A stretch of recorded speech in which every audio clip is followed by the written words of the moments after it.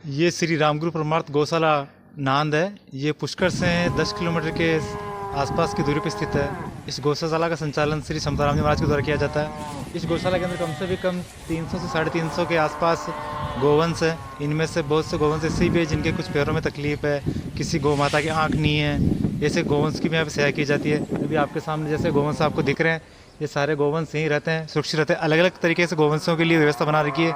जैसे गायों के लिए अलग है, छोटे बछड़ों के लिए व्यवस्था अलग है, और गो सब अलग अलग तरीके से बना रखी इन सभी के लिए। जैसा कि आपको आगे चलो मैं आपको बताता हूँ किस पोर्शन में किस तरीके से गायों को रखा जाता है, किस तरीके से क्या कैसे इनकी सेवा की जाती है।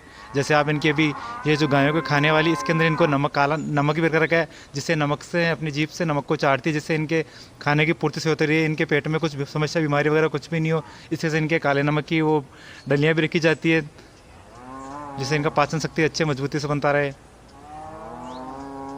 जैसे भी जो गौ माता दूध वगैरह देती है तो उनके बछड़ों के लिए अलग से व्यवस्था है कि जिससे किसी गौ माता से इनको परेशानी ना हो। जैसे जो छोटे छोटे गोवंश आगे तक देखो आपको दिख रहे हैं, जैसे अभी 2 या 3 दिन पहले जो भी गाय वगैरह का बच्चे होते हैं उनको यही अलग से इनकी व्यवस्था रख दी है। तो सारे गोवंश के बच्चे एक जगह आराम से रहते हैं। इनकी अलग से खाने पीने की सारी व्यवस्था इनकी अलग से की जाती है इस साइड में, जिससे इनको कोई परेशानी ना हो। जैसे सभी गौ माताएँ हैं, सभी गौ माता दूध देने वाली है। इनकी दूध देने वाले गौ माताओं की अलग से व्यवस्था की जाती है, जैसे भूखे प्यासी नहीं रहे, इनके बच्चे भूखे नहीं रहे। इस वजह से इनकी इसी अलग ही पंडाल में व्यवस्था कर रही है कि इनके टिन सेट लगा के बारिश सर्दी से बारिश से इनको कोई भी परेशानी ना हो। इस वजह से इनकी अलग ही व्यवस्था कर रखी है। गौशाला में गायों के हरे चारे के लिए व्यवस्था भी कर रखी है यहाँ पे। जैसा आपको आगे तक दिख रहा है, यहाँ पे रचके की सारी व्यवस्था है।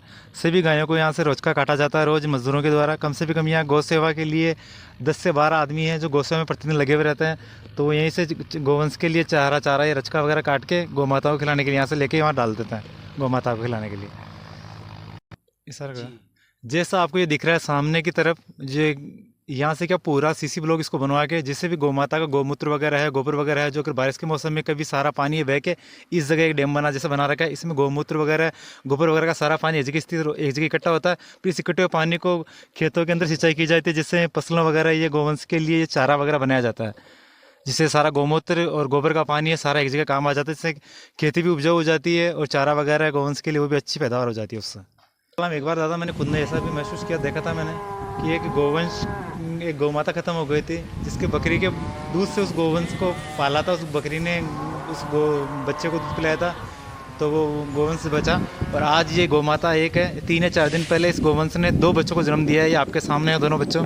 ये दोनों बच्चे इस गौशाला की सबसे खासियत यही रहती है कि कभी गौ माता के भी 2, कभी 3 इस तरीके से होते रहते हैं। और ये हर 2-4 साल के अंदर एक बार हो जाता है ऐसा। गौ माता की असीम कृपा बनी रहती है इस गौशाला के ऊपर। और इस गौशाला का संचालन श्री समताराम जी महाराज के द्वारा किया जा रहा है। जो आपने देखा ये कितनी अद्भुत गौशाला बना रही है, किस तरीके से गायों की अच्छी तरीके से सेवा की जा रही है, शायद वैसा आपने भी कभी ना देखा होगा। और इस गौशाला के लिए बहुत से लोग भी यहाँ दर्शन करने के लिए आते हैं, देखते हैं कि गौशाला कैसी है। फिर उनको आने पता चलता है कि यार गौशाला बहुत अच्छी शानदार बना रखी है इस गौशाला में। जिस तरीके से गाँव की सेवाएँ, अब आपके सामने देखो अभी भी ये 2 बच्चे गौ माता का दूध पी रहे हैं। अब ये 2 वंश इस गौ माता के 2 बच्चे हुए हैं, दोनों दूध पी रहे हैं।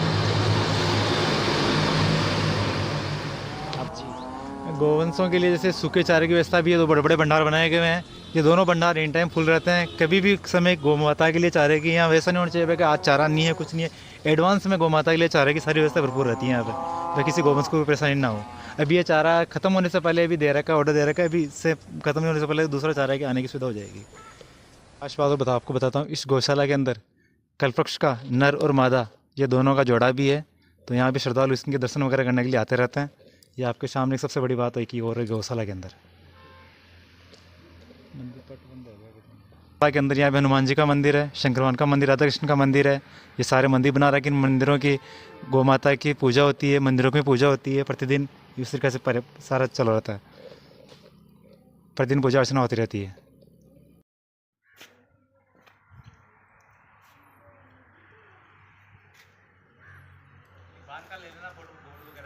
जी जी।